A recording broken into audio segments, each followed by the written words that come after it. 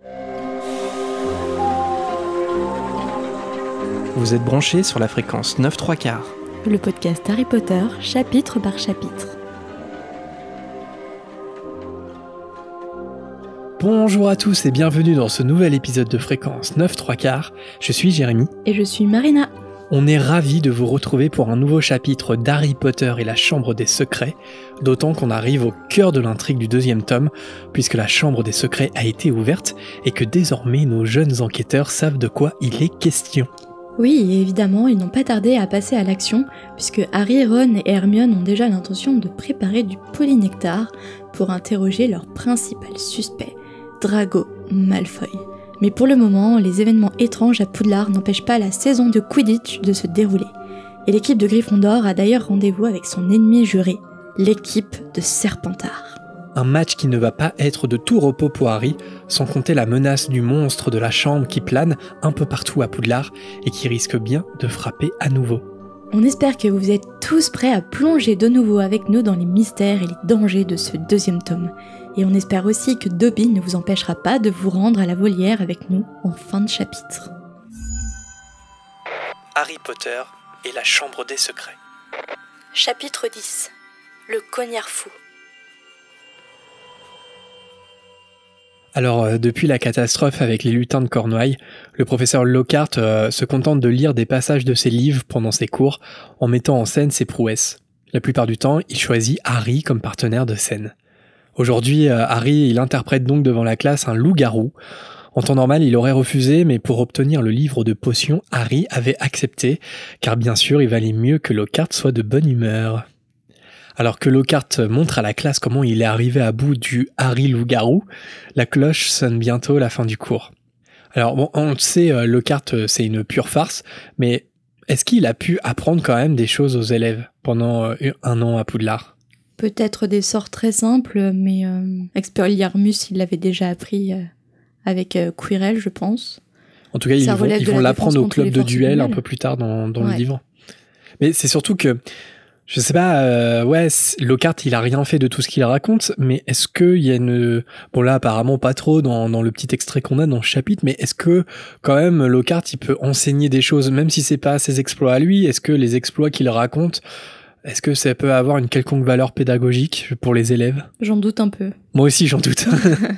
Surtout, enfin, peut-être qu'en première, 2e année, ça va, mais t'imagines quand même au niveau aspic. Ouais, c'est vrai que... Non, je pense que c'est un mauvais prof. Même pour les buses, ça serait catastrophique. Ouais. Mais c'est un peu comme Quirrell, ou même comme Maugrey Folleuil quand il réfléchit. Je veux dire, ils sont pas ceux auxquels tu crois. Ils ont un secret. Ils ont une double identité, quelque part. Mais c'est pas pour autant qu'ils sont complètement nuls pédagogiquement.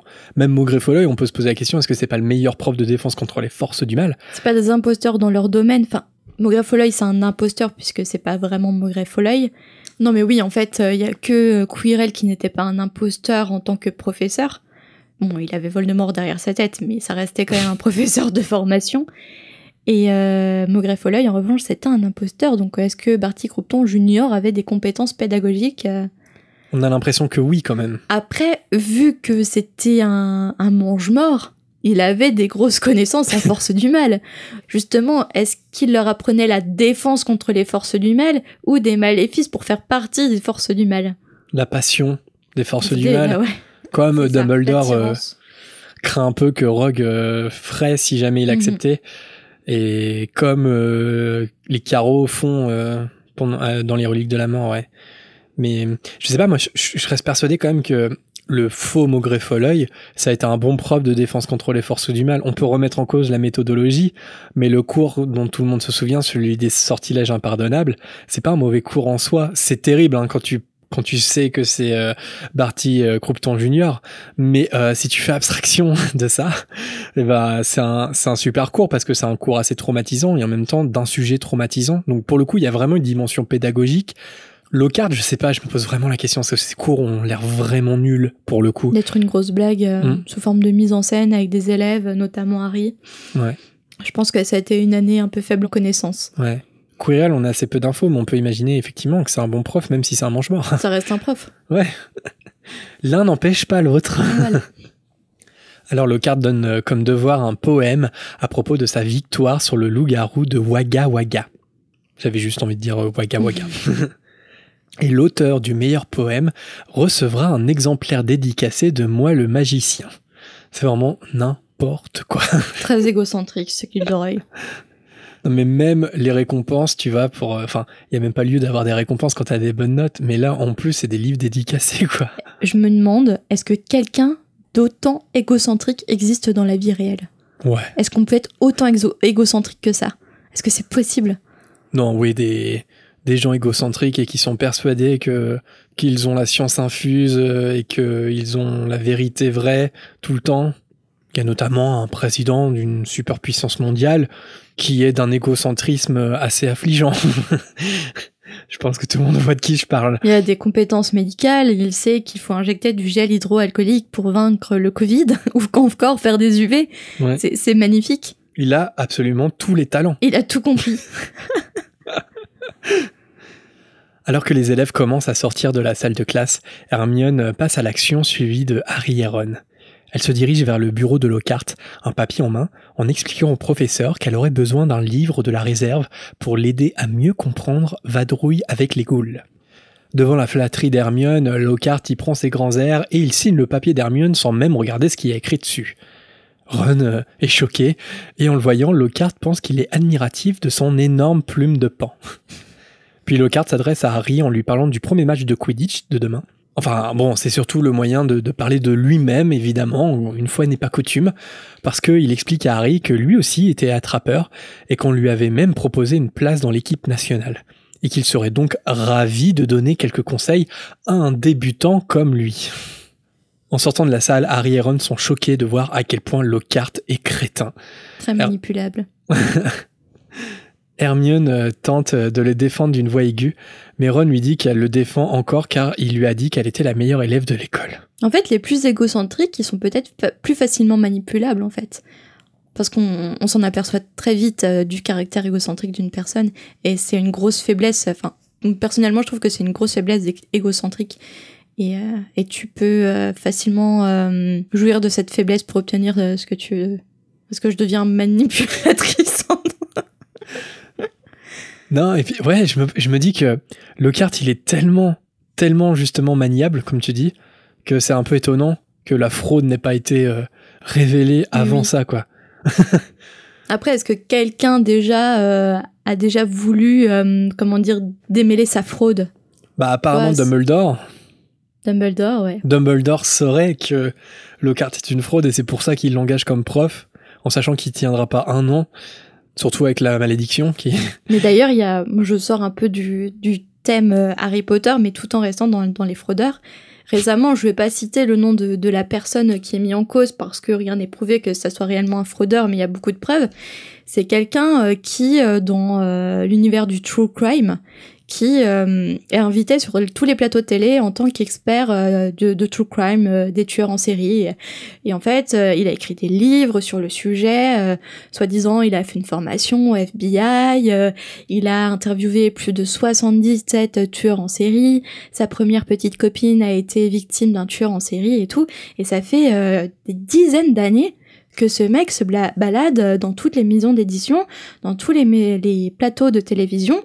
Et tout le monde l'écoute comme si réellement c'était un expert en la matière. Et là, justement, comme Gilderoy, quelqu'un s'est mis en quête de le débunker. Et en fait, avec de l'enquête, il s'est révélé que ce mec n'avait pas interviewé 77 tueurs en série, mais que 2, et seulement comme assistant journaliste, si je ne me trompe pas. Et en réalité, il aurait même inventé sa petite amie qui se serait fait assassiner par un tueur en série. Son histoire, là, ça m'a fait penser un peu à Gilderoy, parce que le mec, tu vois qu'il a une fascination un peu morbide des tueurs en série. Et quand j'ai regardé les vidéos et les articles sur cet homme, je me suis dit, c'est un peu un Gilderoy Lockhart. Il vient enseigner, il enseigne en France, il donne des cours sur la criminologie, sur les tueurs en série. Et en fait, ce mec, ce serait une totale fraude, quoi. C'est incroyable, donc ça peut exister. Et il est débunké seulement après des années. Alors, je sais pas du tout de qui tu parles. Non, je cite pas parce que je suis pas sûre que toutes les preuves ne sont pas réunies, mais je trouve ça extraordinaire. Je pense, moi, sincèrement, je pense que c'est quand même quasiment vrai que le mec est une fraude. Genre le FBI a dit officiellement qu'il n'avait jamais entendu parler de ce mec. Mais je trouve ça formidable. En fait, en réalité, il existe des Gilderoy Lockhart qui sont des véritables fraudeurs, des véritables imposteurs, et qui, même cet homme-là qui a débunké, il s'est approprié les exploits et les expériences d'autres personnes. Totalement Gilderoy Lockhart. C'est incroyable. Mais peu importe qui il est, je pense qu'il aurait pu aller encore plus loin et tuer en fait les personnes qui ont vraiment interviewé et en fait que lui-même est un serial killer. Là, ça aurait été incroyable encore. Mais je pense que ceux qui s'intéressent au true crime sauront de qui je parle exactement. Mais comme quoi, tu vois, ouais, l'égocentrie et les fraudeurs à un tel niveau existent vraiment dans cette vie. Concernant Gilderoy Lockhart, sans faire trop une grosse pause quand même dans le chapitre, je me pose la question, justement, là je te donnais l'exemple de quelqu'un dans la vraie vie qui tuerait pour s'approprier les exploits de ses victimes. Dans Harry Potter, Gilderoy Lockhart, il fait des oubliettes. Mais je me demande si c'est pas pire, enfin non, je pense pas que ça soit pire, mais c'est quand même ultra cruel ce qu'il fait. C'est-à-dire que, l'élément qu'on n'a pas, c'est à quel point ils modifient leur mémoire. Est-ce qu'ils modifient leur mémoire simplement, ils se souviennent pas de ce qu'ils ont fait, ou alors est-ce qu'ils modifient la mémoire de façon, il va beaucoup plus loin, il maîtrise pas trop le sort et si bien qu'il y a des gens qui deviennent amnésiques, etc. Est-ce qu'il a détruit des vies en faisant ça? Je me pose la question et puis même la mémoire, ça a l'air futile comme ça. Ouais, allez, je te fais oublier des choses, mais notre identité, c'est nos souvenirs, c'est tout ce qu'on emmagasine dans la vie, et c'est vraiment une ordure, Lockhart. Ouais, mais c'est sûr. Pour revenir au chapitre, Harry, Ron et Hermione se rendent après ça directement à la bibliothèque, évidemment, pour récupérer le précieux livre. Ron est obligé d'attraper le mot de la main d'Hermione pour le donner à la bibliothécaire, parce que Hermione veut à tout prix garder le bel autographe de Lockhart. En voyant le papier, Madame Pince est d'abord soupçonneuse, mais après l'avoir bien examiné, elle est forcée de constater que l'autorisation est authentique. Après être partie quelques minutes, Madame Pince revient donc avec un gros livre qu'Hermione range immédiatement dans son sac. Alors dans Le Prince de Sang-Mêlé, on va apprendre que Harry, Ron et Hermione soupçonnent Madame Pince d'avoir une relation secrète avec Rusard. Est-ce que tu y crois, toi, ou pas? Je ne veux pas y croire, je ne veux pas y penser. C'est vrai que je sais pas pourquoi, mais c'est un peu dégueu, quoi. Et aussi, concernant Madame Pince, Marina, est-ce que tu connais la théorie qui entoure Madame Pince? Non. Une théorie qui est assez passionnante. Non, t'en as jamais entendu parler? Pas du tout. Alors, selon plusieurs lecteurs, en fait, Madame Pince, ça serait la mère de Rogue qui se cacherait sous une autre identité à Poudlard. C'est une théorie qui a été un peu abandonnée maintenant que tous les livres sont sortis, mais c'est une théorie qui a été vachement soutenue, surtout avant la sortie du 7e livre. Mais pourquoi? Alors pourquoi? Je vais te donner un petit peu les éléments pourquoi il y a des lecteurs qui ont pensé ça. Alors d'abord, donc physiquement, elle a un nez crochu et les cheveux bruns comme Severus. Donc physiquement, pourquoi pas. Niveau personnalité, elle est aussi désagréable et sèche que lui. Enfin, telle mère, tel fils, on pourrait dire, ça pourrait marcher. Mais l'élément qui perturbe le plus certains fans, ou en tout cas qui a perturbé à l'époque, c'est que le nom de la bibliothécaire, Irma Pince, oui, Irma Pince en français, c'est l'anagramme de I am Prince, le véritable nom de la mère de Rogue, Aileen Prince. Et comme je disais, en fait, cette théorie, elle avait pas mal d'adeptes parce que y en a beaucoup qui pensaient que ça allait être la révélation, en tout cas une des révélations dans les reliques de la mort, pour expliquer un peu le double jeu en fait de Severus Rogue, et que d'une façon ou d'une autre, le fait que sa mère soit infiltrée à Poudlard, ça expliquerait que Rogue était bon, parce que beaucoup de lecteurs pensaient que Rogue était du côté de Dumbledore et que tout ça allait être expliqué. Ils avaient raison là-dessus. Voilà, on savait pas tout à la fin du 6, les apparences étaient trompeuses, et ils pensaient que voilà, ils avaient avec l'anagramme, avec la description du personnage, mais bon, c'est un peu tombé à l'eau parce que en même temps on n'a jamais prouvé du contraire, Enfin, J.K. Rowling, elle a jamais parlé sur cette théorie. Non. Après, ça serait un peu tiré par les cheveux. Ouais. Après, c'est fou la coïncidence que ça soit l'anagramme de I am Prince. Bah ouais. Aileen Prince, I am Prince, pourquoi ça pourrait coller, et pourquoi, Après, on pouvait imaginer plein de raisons pour lesquelles la mère de Rogue se cacherait sous l'identité de la bibliothécaire. C'est pour ça que c'est une théorie qui maintenant a été abandonnée, parce que, effectivement, il y avait tout un twist avec Severus Rogue, mais qui impliquait pas du tout sa mère. Donc, en fait, il y aurait aucun intérêt à faire infiltrer sa mère à Poudlard. Enfin. Mais quand je vois ces théories où je les entends, je me demande toujours, quand tu lis Harry Potter, comment tu as l'idée de Madame Pince, je vais chercher l'anagramme. Ah ouais, l'anagramme, ça veut dire ça. Mais si ça veut dire ça, ça veut dire ça. Comment l'idée germe dans le cerveau de ces lecteurs pour faire ces théories un peu saugrenues. Et je me souviens que c'était une époque formidable, quoi. J'ai l'impression d'être un boomer en disant ça, mais c'est vrai, quoi. C'est vrai que quand on lisait les livres, quand on attendait les livres qui n'étaient pas encore sortis, évidemment, on avait tellement du temps à attendre qu'on faisait plein de théories, et que du coup, en plus, avec l'émergence d'Internet, dès que quelqu'un trouvait un truc comme ça montait tout de suite en épingle, et non, c'est la mère de Rogue, mais attends, pourquoi, etc. Forcément, on connaissait pas encore le fin mot de l'histoire, et on avait du temps pour se poser plein de questions. Et ouais, il y en a, ils ont relu les livres pour chercher le moins de petits indices. Et sinon, pour finir sur la bibliothécaire, une petite anecdote assez rigolote.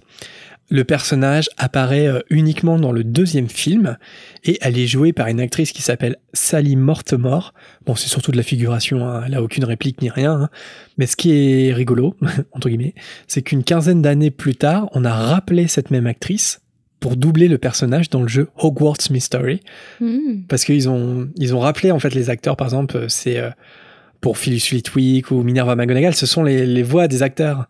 Et pour un personnage, entre guillemets, aussi insignifiant que Madame Pince, ils ont rappelé quand même la même actrice qui avait figuré dans le 2e film. Il y a les voix des personnages dans Hogwarts Mystery ? C'est quelques petites phrases qui ont été enregistrées toutes d'un coup, et qui, des fois, moi ça fait longtemps que j'ai joué, mais tu peux entendre, je sais pas, genre « Oh, great !» ou un truc comme ça, voilà. Et ça... Voilà, par exemple. Ouais, j'ai fait que la moitié de la première année, donc mes souvenirs sont assez vagues. Pareil. Mais par exemple, Warwick Davis a enregistré quelques voix. Voilà. Bon, je digresse sur ma partie. On revient au chapitre. Donc après avoir récupéré le livre, Harry, Ron et Hermione s'enferment immédiatement dans les toilettes de Mimi Géniard. C'est en fait le seul endroit où ils sont sûrs de ne pas être dérangés. Dans le livre qu'ils ont réussi à emprunter, certaines illustrations représentent les effets horribles de potions maléfiques, et tous les trois comprennent alors mieux pourquoi il était dans la réserve. Quand Hermione tombe sur la page du polynectar, Harry espère soudainement que l'expression de souffrance sur le visage des personnages représentés est simplement due à l'imagination de l'artiste. Hermione passe en revue la liste des ingrédients dont ils ont besoin. Alors je suis allé chercher ce que certains ingrédients pouvaient signifier, parce que c'est pas forcément évident. Alors, pour faire du polynectar, ils ont besoin de chrysopes. Je ne savais pas ce que c'était. Donc, des chrysopes, c'est une espèce d'insecte qu'on appelle parfois demoiselle aux yeux d'or. C'est un très bel insecte. Ils ont aussi besoin de sangsues. Bon, ça, on connaît. Oui. Moi, j'en ai déjà une sur la joue. C'est vrai. C'était horrible. Est-ce que j'explique du coup pourquoi je retiens ? En fait, mes parents habitent dans un petit village au bord de l'eau. Et l'eau... Au bord de Saône. Au bord de la Saône. Et au bord de Saône, nous trouvons toutes sortes d'animaux très sympathiques, tels que des serpents d'eau, des poules d'eau, des rats, des choses comme ça, des vipères, et des sangsues. Et je crois que je venais d'une balade, j'avais promené mon chien et je me mets à la salle de bain et j'avais pas vu, j'avais mes cheveux sur les côtés et d'un coup je bouge mes cheveux et là une énorme forme noire sur ma joue et heureusement, bon évidemment j'ai crié, j'ai appelé mais comme j'ai jamais appelé ma maman de ma vie pour qu'elle m'enlève cette horrible sangsue de la joue.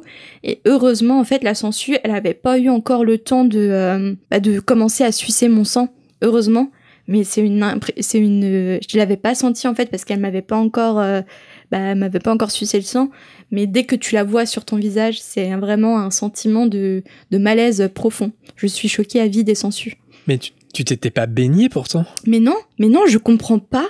Je ne comprendrai jamais comment elle est montée tout le long de ton cort, ça veut dire ? J'en sais rien, c'est ça a toujours été un mystère sur ma joue. Alors peut-être que j'ai fait un câlin à mon chien Donc peut-être qu'elle s'est collée sur mon chien. C'est très intéressant ce que je suis en train de raconter. Je raconte totalement ma vie depuis tout à l'heure.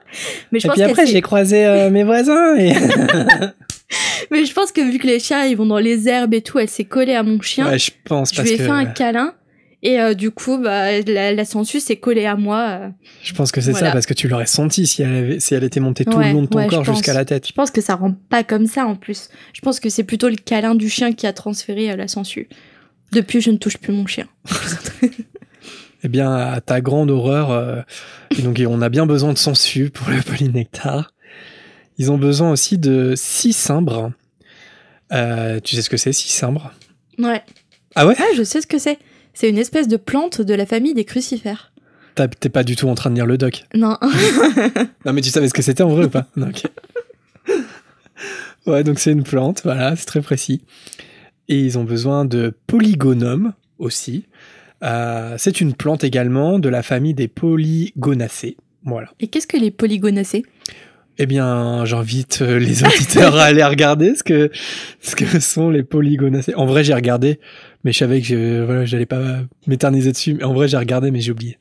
Et si vous voulez en savoir plus sur les aventures de Marina avec les insectes en tout genre et les rampants, écrivez-moi à l'adresse mail suivante. Non mais fais un podcast. Expérience traumatisante@gmail.com. Tu fais ça chronologiquement, tu vois.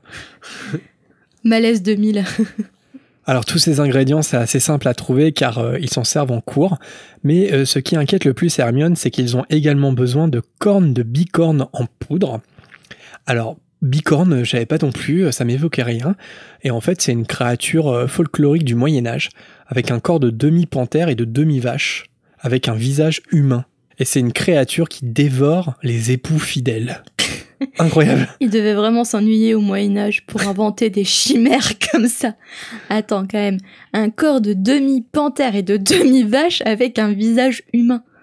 C'est ouais, enfin, c'est mi-panthère, mi-vache, quoi, tu vois, c'est ça. Ouais, mais il faut l'inventer quand même. Ah ouais, bah ouais. Avec un visage humain. Et pourquoi? T'es sûr que c'était pas les époux infidèles? Non, j'ai bien vérifié, ce sont les époux fidèles. Donc en gros, elle doit essayer de charmer les époux fidèles, et si ils lui disent non, elle le dévore. Écoute, j'ai pas les détails, mais en tout cas, c'est pas une créature qui punit le péché de l'homme. C'est au contraire, c'est plus t'es bon. Enfin, c'est vraiment une créature maléfique qui attaque les bonnes personnes et en l'occurrence les bons époux. Voilà. Après, j'ai pas plus de détails sur ce folklore. Donc du coup, l'excuse c'est, écoute chérie, je suis désolée, ce qui s'est passé avec la voisine, j'avais tellement peur du bicorne. C'était pour mon bien, tu veux pas me voir mourir, chérie? Si vous voulez tromper votre partenaire, donnez l'excuse du bicorne. Ça marche à tous les coups.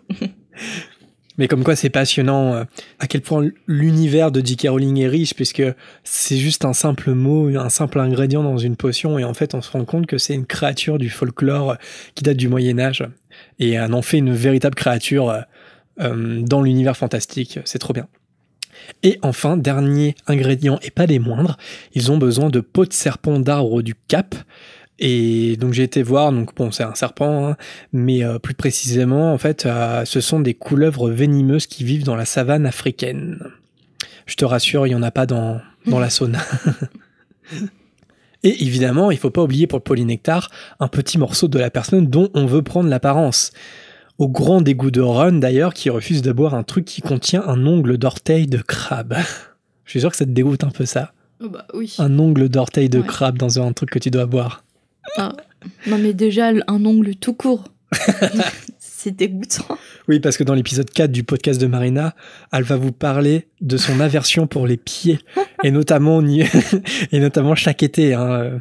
Chaque été, c'est un cauchemar qui recommence sans fin. Les tongs, hein. Oh mon Dieu. Les savates. Question existentielle. Désolé, on va encore un peu s'éloigner du chapitre. Mais si tu pouvais prendre du polynectar une fois, tu te transformerais en qui? C'est une question purement physique. Ressembler à quelqu'un...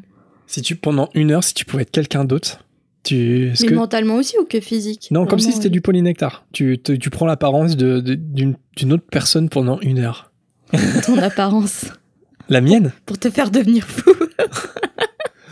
Enfin, t'as piqué mon idée parce que moi, je me transformerais en toi. Non, c'est vrai, arrête. Franchement, j'aimerais trop savoir je sais pas ce que ça a fait d'être toi, en fait. Non mais, comme des idiots, tu sais, on boit ensemble le truc du polynectar, on se fait la blague à tous les deux, et finalement on inverse juste nos physiques. T'imagines, on enregistre tous les deux un épisode, mais toi t'es moi et moi je suis toi. Ou enfin un apéro live. Et moi je suis toi et toi t'es moi. Enfin, si vous savez en qui vous voudriez vous transformer, dites-nous aussi.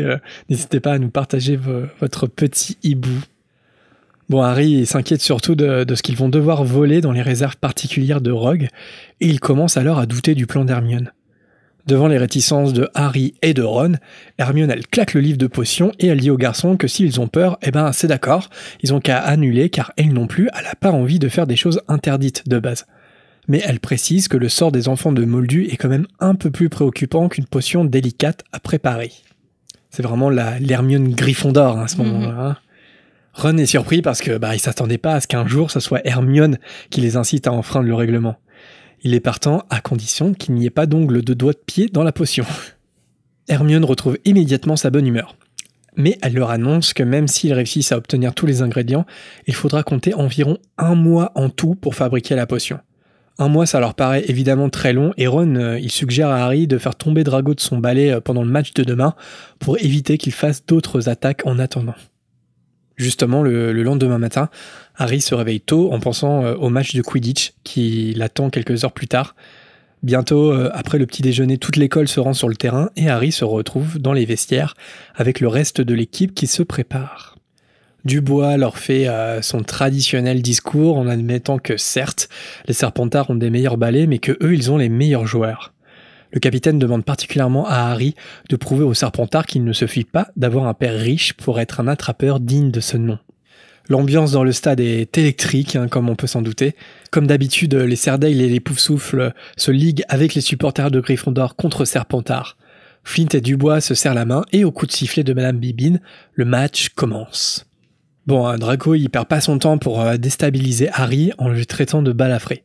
Avant que Harry puisse répondre, il évite en urgence un cognard qui se dirige droit sur lui. George dévie ensuite le cognard droit sur un joueur de Serpentard, mais la balle change de trajectoire et revient rapidement vers Harry. Une nouvelle fois, Harry l'esquive, mais le cognard continue de le cibler inlassablement.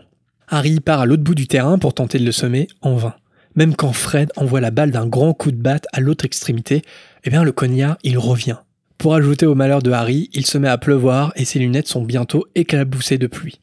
Ne pouvant rien suivre du match, Harry, il entend bientôt Lee Jordan commenter que Serpentard mène 60 points à 0. La catastrophe. Avec Fred et George qui collent Harry pour le protéger du cognard, il a en plus de ça aucune chance d'apercevoir le Gryffondor. Dubois demande bientôt un temps mort. Harry, Fred et George apprennent à leur capitaine leur mésaventure avec le cognard fou. Harry dit qu'il peut se charger lui-même du cognard et que Fred et George, ils doivent le laisser sinon il pourra jamais attraper le Gryffondor.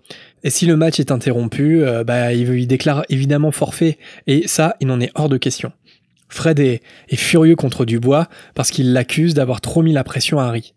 Mais Olivier Dubois dit que c'est le choix de Harry et qu'ils doivent le respecter. Madame Bibine signe la fin du temps mort. Malheureusement pour Harry, le sifflement du cognard fou se fait entendre et pour l'éviter, l'attrapeur donne aux spectateurs la vision d'un balai aérien complètement fou. Malgré les rires des spectateurs, Harry persiste dans sa méthode. Jusqu'à présent, elle se révèle très efficace pour éviter le cognard fou. Enfin, jusqu'à maintenant, parce qu'un sifflement un peu trop proche de l'oreille d'Harry se fait entendre. Après une énième pirouette, Malfoy profite de la situation pour se moquer de lui. Mais le bon côté des choses, c'est qu'en le provoquant, Harry, en lui lançant un regard de haine, aperçoit le Gryffondor près de l'oreille de Drago. Et Drago, il est bien trop occupé à se moquer d'Harry qu'il ne s'est même pas aperçu de la présence de la petite balle étincelante.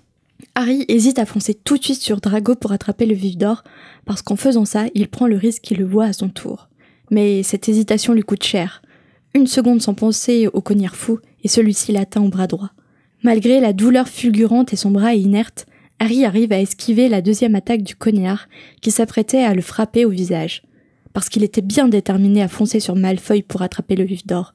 Ce qu'il fait, et Drago, persuadé que Harry voulait l'attaquer, s'enfuit à toute vitesse. Et ce geste est un succès. Harry lâche son balai et sa main se referme sur le Gryffondor.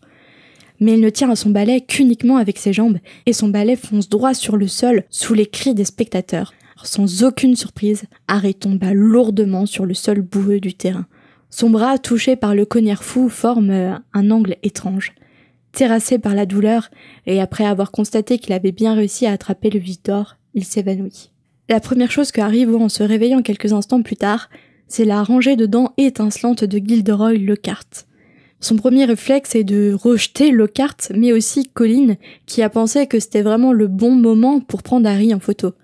Malheureusement pour Harry, Lockhart s'est mis en tête de guérir son bras par un sortilège très simple selon lui. À travers la douleur, il arrive à articuler les dents serrées qu'il souhaite aller à l'infirmerie, approuvé par Dubois. Mais Dubois, il en profite aussi pour féliciter Harry sur ses performances sur le terrain.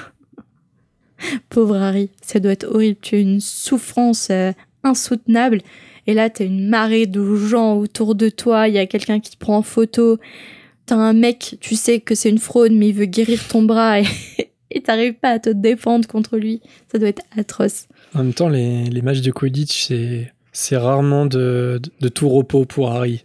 Mais la vie d'Harry est rarement de tout repos pour Harry en général. Dans le 1, il avale le vif d'or. Dans le 2, il se fait casser son bras et puis il a plus d'eau. Dans le 3, il va tomber de son balai de je sais pas combien de mètres de hauteur.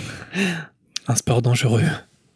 Malgré les protestations d'Harry, Gilderoy se met à faire des moulinets avec sa baguette magique, ce qui provoque une sensation étrange et désagréable dans le bras de l'attrapeur. Il sent son bras se dégonfler petit à petit, et Harry n'ose même pas regarder. Mais les bruits de la foule confirment sa pire crainte. Cependant, de son côté, Lockhart, il n'est pas troublé, il dit que ce sont des choses qui arrivent, il faut juste l'emmener à l'infirmerie, et Madame Pomfresh n'aura qu'à arranger ça. Et ça, c'est tout simplement le bras d'Harry qui n'a plus aucun os. Alors j'adore, une de mes répliques préférées des films, c'est Hagrid qui dit « Cassé, il n'a plus aucun os !» Ça résout le problème, comme ça, les os sont plus cassés. J'adore la réplique d'Hagrid. Il n'y a plus un seul os. Madame Pomfresh, en voyant la catastrophe médicale de Lockhart, est furieuse. Certes, elle va pouvoir réparer ça, mais ça sera très douloureux et ça va durer certainement toute la nuit. Cet incident n'a en rien ébranlé l'admiration que ressent Hermione pour le professeur de défense contre les forces du mal. Pour elle, tout le monde peut commettre des erreurs. Et une erreur qui va être réparée grâce au Poussos, qui va faire passer à Harry une très mauvaise nuit. Connais-tu le rapport entre le Poussos et Harry ? Alors oui, le wiki Harry Potter nous apprend que selon Pottermore... Mais en vrai, tu savais ou pas ? Quel rapport entre le Poussos et Harry ? Attends, je lis pas. Il y a un rapport direct... C'est pas un membre de sa famille qui aurait créé le Poussos ? Ok. Ouais, c'est ça. Gling, gling, gling, gling, gling, gling, gling. C'est quoi, c'est... Vous avez les pièces qui tombaient d'une machine à sous quand t'as gagné. J'ai gagné combien ? Mon amour. Ça n'a pas de prix.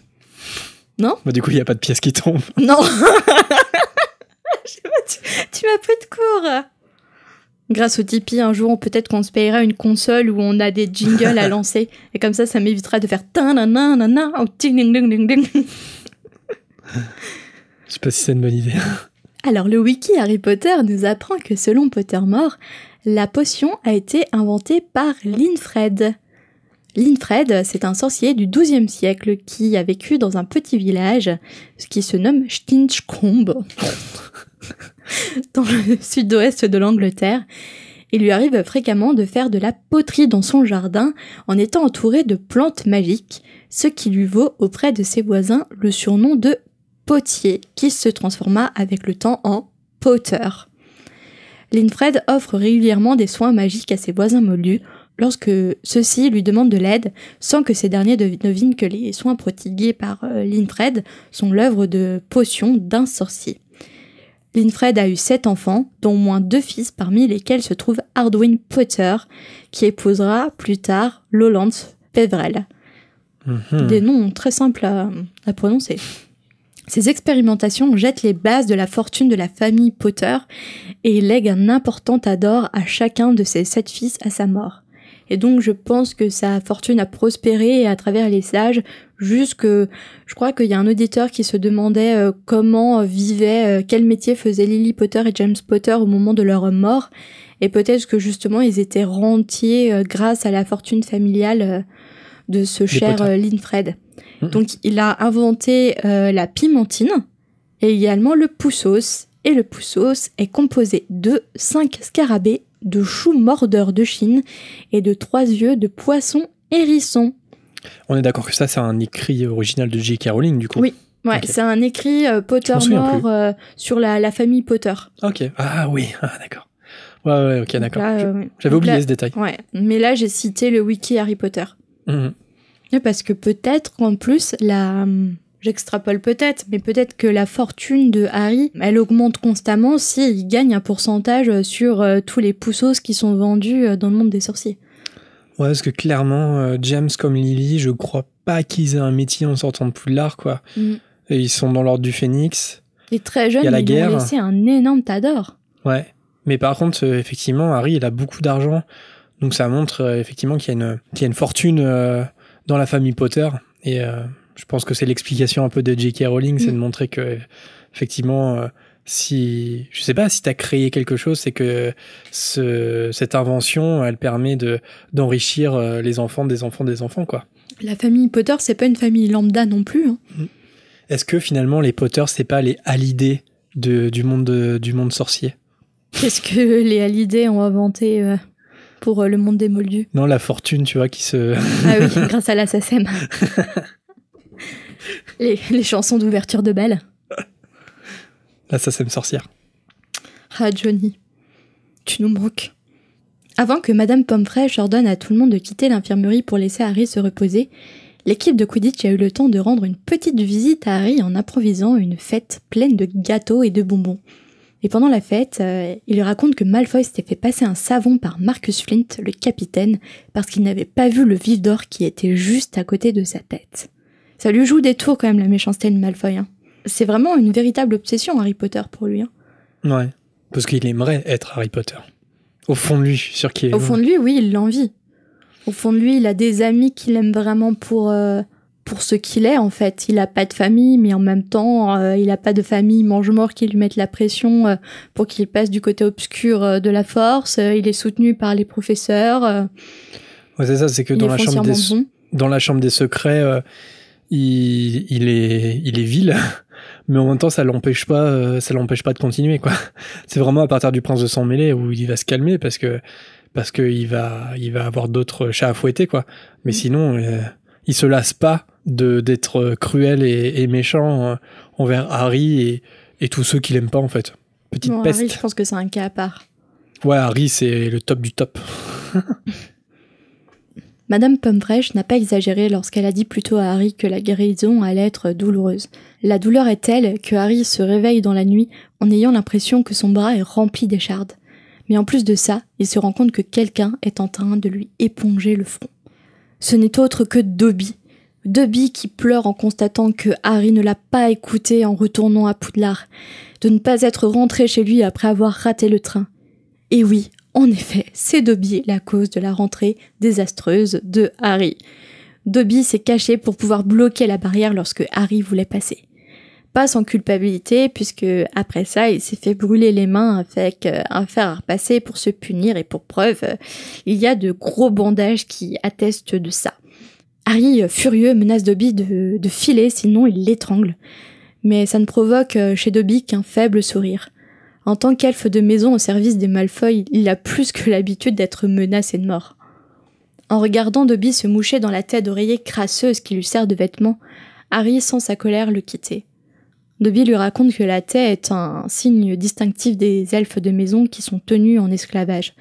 L'état de servitude ne cesse que lorsque leur maître leur donne un vêtement. Et encore une fois, au cours de la conversation, Dobby laisse échapper que le cognard est également son œuvre.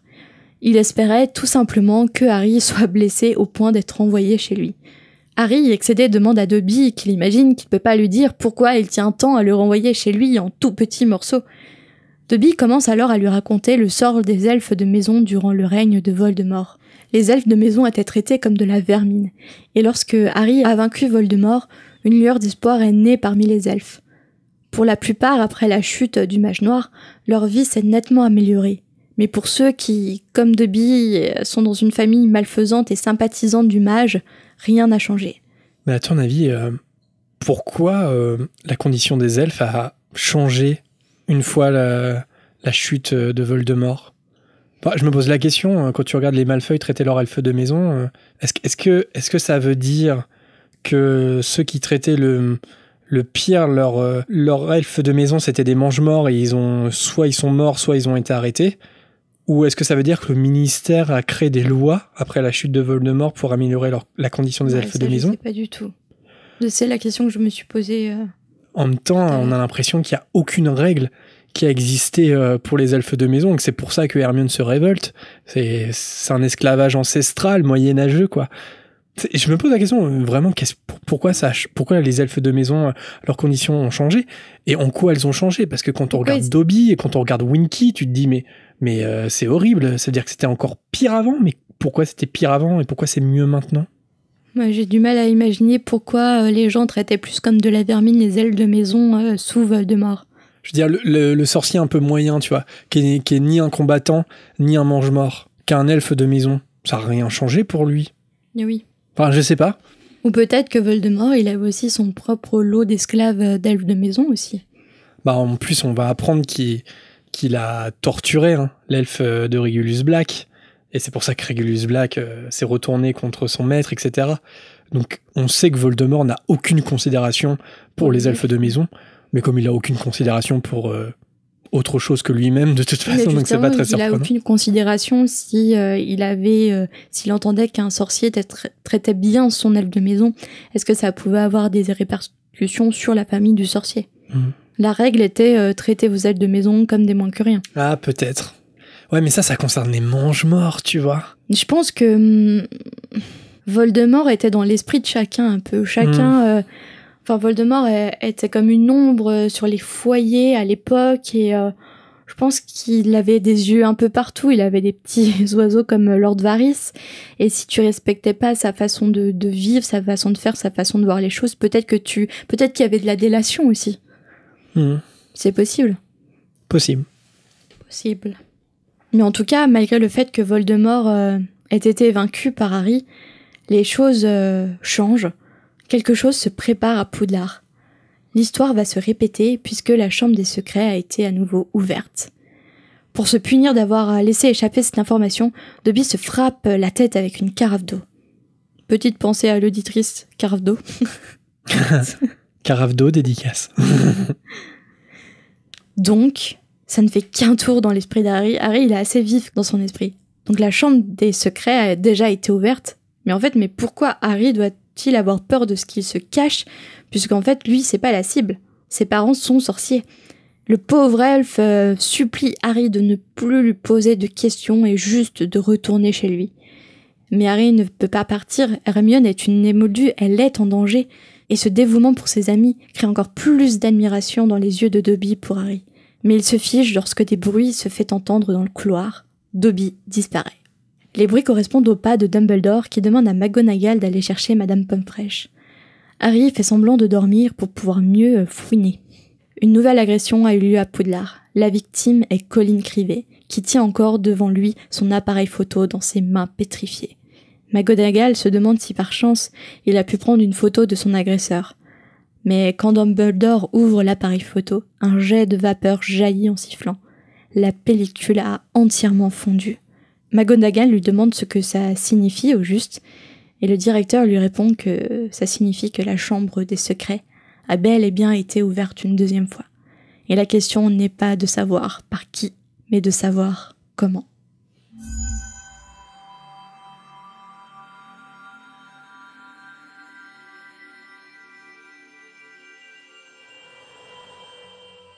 Merci Marina pour ce chapitre. Merci Jérémy. Et on passe tout de suite au renommage de chapitre. Quel nouveau titre tu donnerais à ce chapitre 10 ? J'en suis pas très fière. Harry Potter et la chambre des secrets, chapitre 10. Le bras en marshmallow, une recette de Lockhart. J'étais pas inspirée. Non, si, c'est bien. Et toi ? Quel est ton magnifique renommage de chapitre ? Il est pas terrible. Harry Potter et la Chambre des Secrets, chapitre 10. 10 raisons d'éviter Dobby, la 4e va vous surprendre. Ah, pas mal. Est-ce que c'est un hommage à Topito ? Clickbait. Et enfin, si tu devais juste retenir un personnage dans ce chapitre, lequel ça serait ? Dobby, parce qu'il est nuisant, voulant aider Harry à tout prix, mais il est prêt à se sacrifier pour aider Harry, il est prêt à s'auto-mutiler pour aider Harry, il est attachant et j'ai pas envie qu'il meure. Et toi ? La suite va te surprendre. Bah ouais, j'ai pensé à Dobby, mais finalement j'ai choisi Dubois. Alors pourquoi ? Parce que j'aime bien sa ténacité un peu dans la compétition, tu vois, genre il faut absolument gagner, il fait tout pour que son équipe gagne. Et quand Harry il se porte volontaire, tu sais, pour un peu pour se mettre en danger en fait, hein, avec le cognard tout ça, il dit ok, c'est son choix, c'est le choix d'Harry, on doit le respecter. Et plus tard on verra, je sais pas si c'est dans le livre la réplique ou que dans les films, c'est mais le Quidditch ne peut pas être annulé. Oui. Enfin, j'aime bien l'ultra importance qu'il donne au Quidditch, ouais.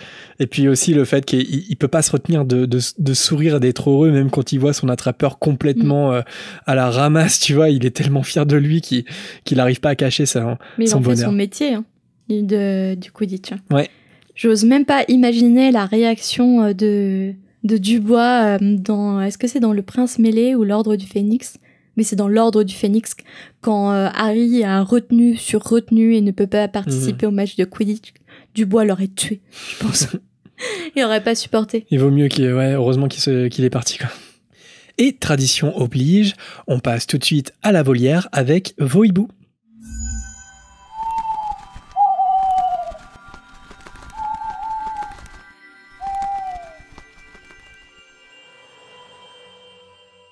Et nous commençons avec un premier hibou sonore d'Adam. Salut Jérémy, salut Marina. J'avais une autre petite question. C'était, est-ce que à Durmstrang et à Beauxbatons, il y a d'autres maisons ? Et si oui, est-ce que c'est les mêmes qu'à Poudlard ou c'en est d'autres ? Merci Adam pour ton nouveau hibou sonore. Alors concernant les maisons de Beauxbatons et de Durmstrang, en fait, j'ai été regarder un peu et en fait, il n'y a aucune info officielle. Ça, on ne sait pas. Vraiment, on ne sait pas. Peut-être qu'il n'y en a pas. Hein. Voilà. Surtout qu'on sait qu'à Durmstrang, il y a moins d'élèves. Après, on peut se poser la question pour Beauxbatons, parce que Beauxbatons, ça a l'air d'être une grande école comme Poudlard. Donc pour ces deux maisons, on ne sait pas. Contrairement à Ilvermorny, qui a fait le sujet d'un texte détaillé de J.K. Rowling sur Pottermore et maintenant sur le Wizarding World. Et parce qu'on connaît en fait les 4 maisons de Ilvermorny, donc l'école de magie nord-américaine, qui est citée dans Les Animaux Fantastiques. Et les 4 maisons, c'est Horned Serpent, Wampus, Thunderbird et Pugwidgee. Donc celles-là, on les connaît. Après, est-ce qu'il y a des maisons à Beauxbatons et Durmstrang ? Là, en tant que lecteur, on peut laisser libre cours à son imagination. D'ailleurs, j'ai vu pas mal sur Internet, il y a pas mal d'hypothèses sur les maisons à Beauxbatons avec des créations de noms en français. Mais rien d'officiel. Voilà. Et on passe à une seconde habituée des hiboux sonores avec Elisa. Salut Marina et Jérémy, je suis en train d'écouter L'homme aux 2 visages, du coup je suis grave à la bourre.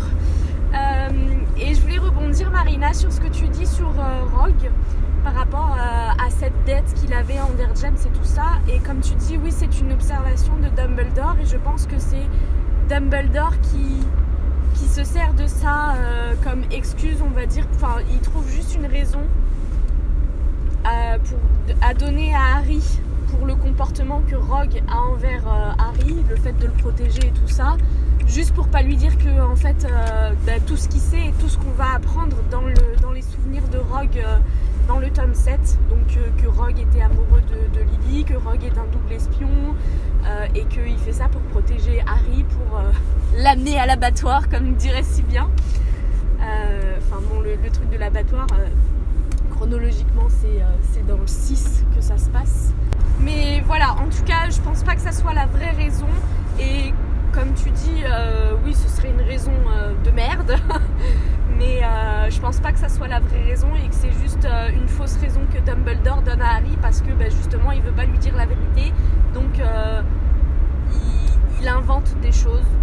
Enfin, je pense pas que ça soit inventé, je pense qu'il y a quand même une petite part de réel, mais je pense pas que Rogue protège Harry parce qu'il sent qu'il a une dette envers James. Je pense pas du tout que ça soit ça.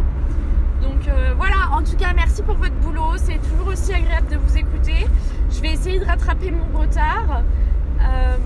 Et puis voilà, je vous fais des gros bisous, rétablissez-vous bien surtout. Et puis à très vite. Ciao. Merci Elisa pour ton hibou. Après avoir relu Le Prince de Sang Mêlé, je trouve que Dumbledore n'a jamais raconté tout son vécu et toutes les raisons pour lesquelles il croyait en Rogue. J'ai l'impression que ça reste un peu obscur. Toutes les raisons du comportement de Rogue. L'amour. Ouais. Tu penses que Dumbledore a cru en Rogue, tout ça parce que Rogue était fou amoureux de Lily et qu'après tout ce temps, il ne l'ait jamais oublié? En fait, je crois que c'est ce qu'on avait dit dans l'épisode en question. Dumbledore, il lui parle de cette dette, mais c'est quand même un mensonge un peu déguisé, parce qu'il veut pas dire à Harry que Rogue le fait parce qu'il l'a promis à Dumbledore de le faire. Parce qu'en revenant vers Dumbledore pour sauver Lily, il a montré son meilleur côté. Et Dumbledore, une fois que Lily est malheureusement décédée, une fois que Voldemort a chuté et a disparu, eh ben, il lui dit tu restes, je te protégerai, mais tu me fais la promesse de prendre soin de son fils. Et si Rogue le fait, il déteste vraiment Harry. Hein. Il a vraiment une aversion contre Harry, une aversion qui est injustifiée, qui est complètement puérile, mais il le déteste. Mais si pendant tout le 1 et pendant toute la saga finalement, si il fait en sorte que Harry survive, au moins qu'il survive, c'est parce qu'il a fait la promesse à Dumbledore de le faire. Et voilà, il respecte cette promesse et donc du coup, indirectement, il le fait pour Lily, quoi. C'est un peu ça. Après, effectivement, moi je suis d'accord avec Elisa et je suis d'accord avec ce qu'on s'était dit un peu plus tôt, c'est que ouais, la dette, c'est pas une vraie raison. Hein. Enfin, pour moi, c'est un mensonge déguisé comme Dumbledore sait les faire. Moi, je trouve que malgré toutes les raisons qu'on nous a données, il y a toujours un aura de mystère sur la relation entre Dumbledore et Rogue. On ne saura jamais vraiment tout. Je pense que Dumbledore, il donne tellement de l'importance à l'amour que quand il voit Severus Rogue faire preuve de remords par amour, il se dit, ça y est, il est sauvé en fait. Il pourra plus jamais revenir du côté obscur parce qu'il a montré, il a accepté ce qui était le plus beau et le plus pur en lui.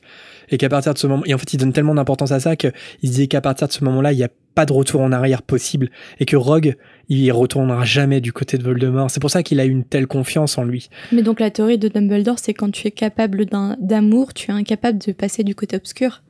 Je pense que c'est ça.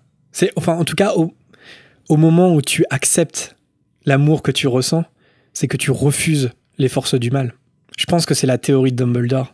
Et c'est lui, son cheminement à lui, en fait. Il a été tenté par le mal, et puis l'amour l'a rattrapé, Dumbledore. Et quand il voit ça chez les autres, il a confiance. C'est pour ça qu'il a confiance en Rogue, je pense. Nous passons au hibou d'Emma. Je me demandais pourquoi Harry entend le basilic quand il se déplace dans la tuyauterie et que les autres élèves ne l'entendent pas. Car quand Harry parle fourche-langue durant le duel, tout le monde l'entend. Continuez comme ça, au risque de me répéter, je vous adore, prenez soin de vous. Merci Emma pour ton hibou, et c'est une question qu'on s'est posée également avec Jérémy. C'est pourquoi les gens n'entendent pas le basilic. J'avoue qu'on n'a pas trop de réponses. Ils devraient entendre une espèce de... Après, ça a peut-être un peu le même bruit que l'eau qui coule dans les plomberies, je sais pas. Moi, je pensais une sorte de lien tellement fort avec le fourche-langue mélangé à tant de haine du basique. Enfin, tant de haine, est-ce qu'on veut le basique ressent de la haine envers... Non, il est dicté plutôt par l'héritier de Serpentard.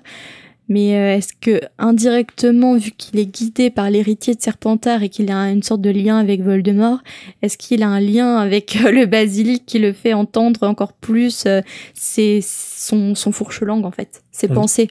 On dirait une explication de J.K. Rowling après quoi. Ouais, c'est ça. En fait, je suis chargée de conne. Ou sinon, je pense aussi, le basilic, c'est tellement une créature extrêmement dangereuse, donc extrêmement rare.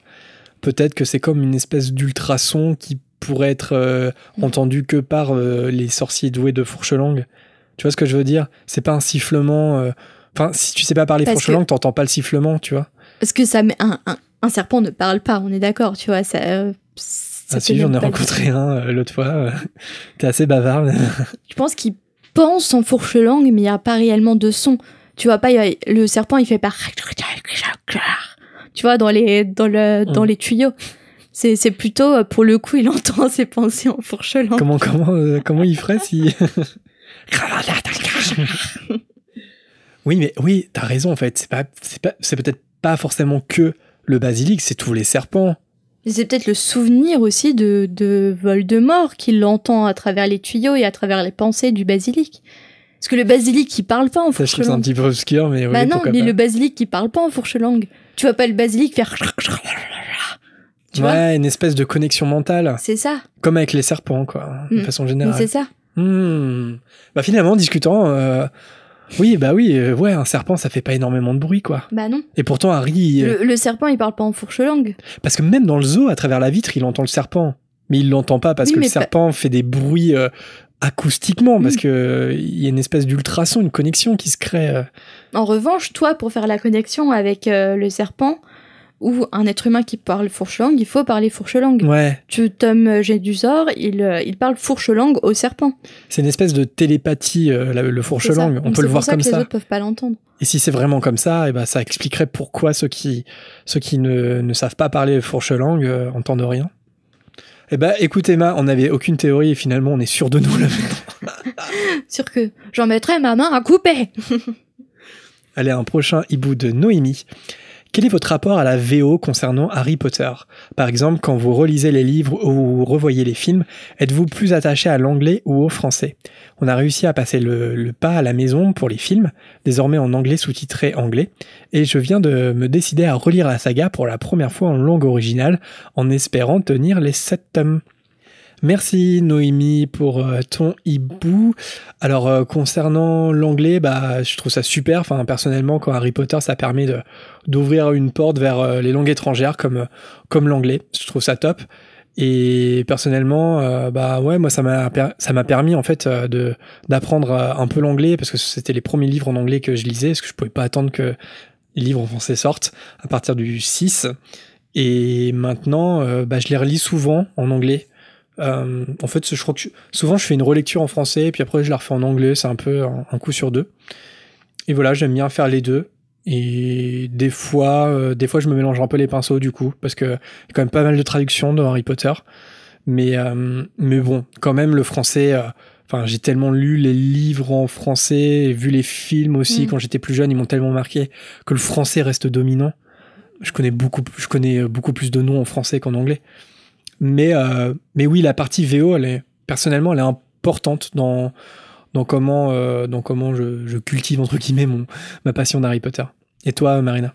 Lors de la sortie de l'édition du 20e anniversaire de Harry Potter avec les éditions Bloomsbury, je crois que c'est ça, qui sont sorties en VO, j'ai essayé, j'ai pas tenu 3 pages.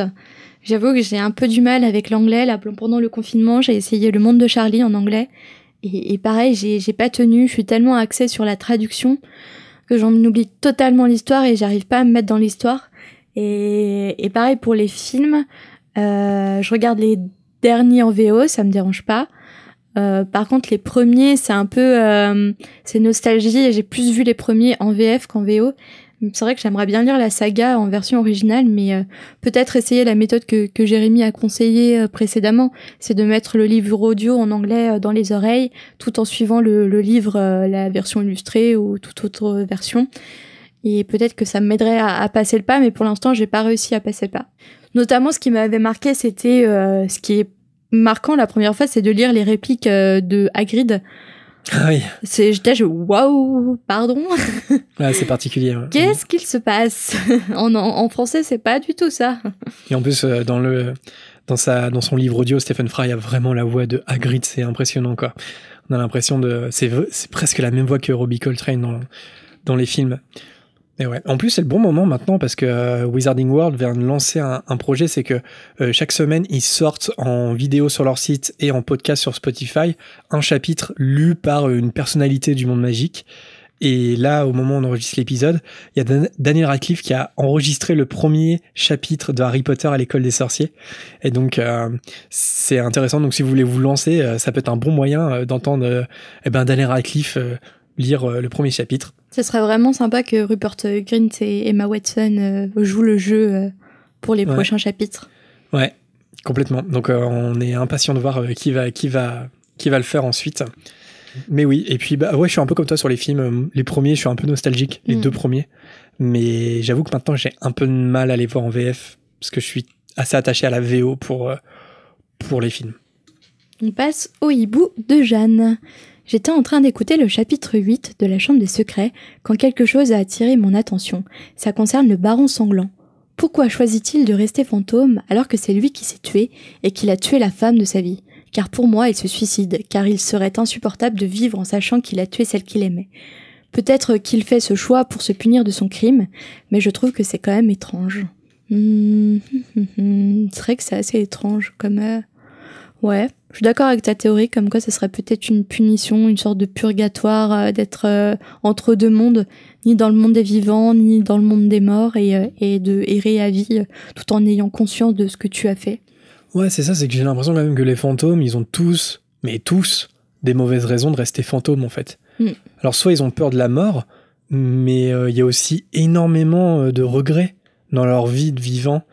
Et finalement, Baron Sanglant, quand on y réfléchit, sa vie se résume à un regret permanent, quoi.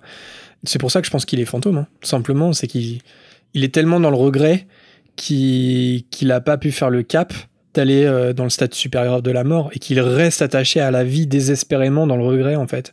Voilà, c'est vrai, je le vois. C'est un peu romantique, mais je le vois un peu comme ça, en fait. En plus, sachant aussi, c'est peut-être la peur de trouver ce que tu peux trouver dans l'au-delà. Si tu crois, par exemple, pour une religion catholique, si tu crois au paradis et à l'enfer, tu peux avoir peur de l'enfer. Ça dépend de tes croyances aussi. Surtout lui, si l'enfer existerait, je pense qu'il irait en enfer par le meurtre qu'il a commis, le meurtre passionnel. Donc il a peut-être eu peur de ça aussi, de comment il sera accueilli dans l'au-delà. Ou la peur du néant aussi. Tout simplement, ta vie se termine comme ça. J'aimerais bien savoir quels sont les regrets du moine gras. Est-ce que c'est de ne pas avoir assez mangé de brioche au monastère ? Pas assez de manger du chaussé aux moines. Chaussé aux moines. Pardon, mais c'est trop bon. Et c'est une... Attends, comment ça s'appelle ? C'est un placement de produit. Merci Chaussé aux moines pour cet énorme chèque. Non, il faut en citer 2 autres du coup. L'Erdammer et Ficello. Attends, 4e aussi, c'est marqué dessus là, le truc où c'est... Le Port-Salut. Le Port-Salut, voilà. Non mais moi, quiz fromage, I'm here. On n'a pas cité le Bring meilleur. it on. Le Gorgonzola. Et voilà, c'est tout pour la volière. On a essayé de citer un maximum d'entre vous, mais comme d'habitude, on n'oublie pas tous ceux qui nous ont contactés. Merci à Lily, à Camille qui a repris son écoute récemment, ou encore merci à Rose qui nous écoutait dans les transports et qui a donc plusieurs épisodes à rattraper. Bon rattrapage à toi et à tous les autres qui seraient comme Rose. Merci aussi à Mylène qui nous écoute chaque samedi matin, à Vincent qui lui nous écoute en baladant son bébé une fois de plus, et merci aussi à Rémi pour sa fidélité. Si vous aimez notre podcast, vous savez sans doute que vous pouvez nous soutenir sur Tipeee, même avec des petites sommes, c'est très utile pour nous permettre de nous développer en support de communication, de financer des futurs déplacements en convention ou encore d'investir dans du matériel. Donc si vous souhaitez soutenir la création avec quelques galions, n'hésitez pas, le lien est en description. On a lancé d'ailleurs une commande d'affiches et de cartes. Bon, avec la crise sanitaire, ça prend un peu de retard, mais dès qu'on aura reçu tout ça, on en fera profiter les tipeurs. Donc, raison de plus de nous rejoindre si vous êtes intéressés. Tradition oblige, on tient à remercier ceux qui nous soutiennent déjà en ce moment, à savoir Lucie, Cécile, Mathilde, Calma Robot, Adrien, Louison, Mademoiselle Or, Jessica, Yonde, Larine Mancien, Aurélien, ADSL, Miss Boukine, Cyanide, Kevin et Manon. Un grand merci à vous tous.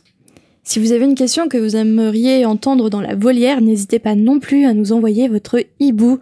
Pour ce faire, plusieurs façons, soit en message privé sur nos réseaux ou par mail moldu, c'est comme vous voulez. Tous les porte-liens sont en description si besoin. On adore diffuser des hiboux sonores, donc vous pouvez aussi enregistrer votre voix comme l'ont fait Adam et Elisa sur cet épisode. Hibou ou pas, n'oubliez pas de nous suivre sur les réseaux dans tous les cas. Et si vous êtes intéressé pour discuter avec nous et d'autres auditeurs entre les épisodes, on a un groupe privé sur Facebook qui est fait spécialement pour ça. Bon allez, pour finir sur notre tirade de podcasteurs insupportables, vous connaissez la chanson. Si vous êtes sur iTunes, des petites étoiles et un commentaire, ça nous fait vraiment plaisir. Et puis de façon générale, si vous aimez notre podcast, n'hésitez pas à le partager et en parler autour de vous. Plus on interagit avec d'autres fans et plus ce podcast est utile finalement. Et en plus, notre petite fréquence se développe et ça, c'est top pour le fandom d'Harry Potter. On a hâte de vous retrouver la semaine prochaine pour le chapitre 11 de la Chambre des Secrets où on va assister à un certain club de duel. À très vite. À bientôt.